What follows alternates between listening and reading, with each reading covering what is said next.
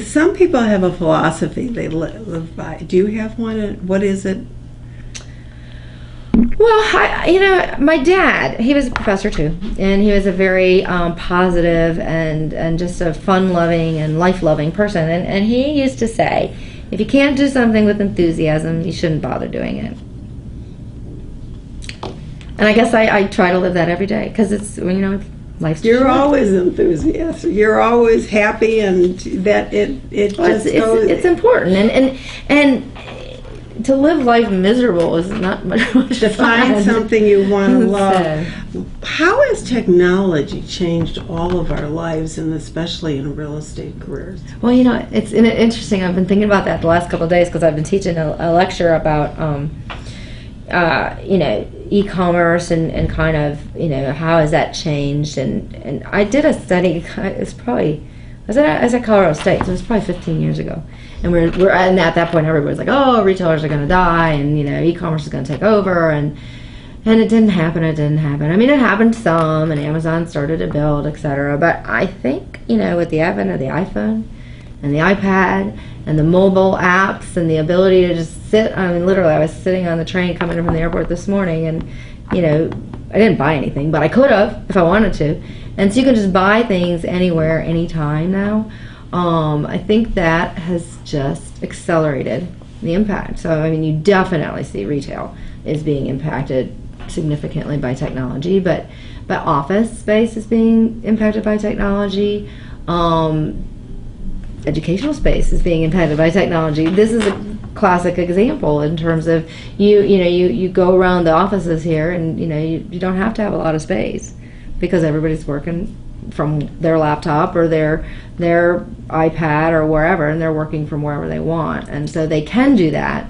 And so the need for certain kinds of space that we have created, and unfortunately real estate is a long-term asset. You don't build it and it doesn't fall down, in 10 years it lasts and lasts. So we have to be creative in reusing our space, and that's created a whole nother field of real estate in terms of adaptive reuse and trying to figure out infill development and changing uses as the needs of the population change. And one of Grasscamp's big mantras was always to build space flexible. Don't build it so that it's a lot of stationary, because you never know what the needs are going to be at a given point in time. They can change pretty drastically. Technology has the capability. It's capability of green, of saving money. I see a lot of advances in how we use technology for real estate issues. But I'm also seeing in our paper that it seems that there's more people, when they're hiring real estate professionals, want them to be more able to use technology.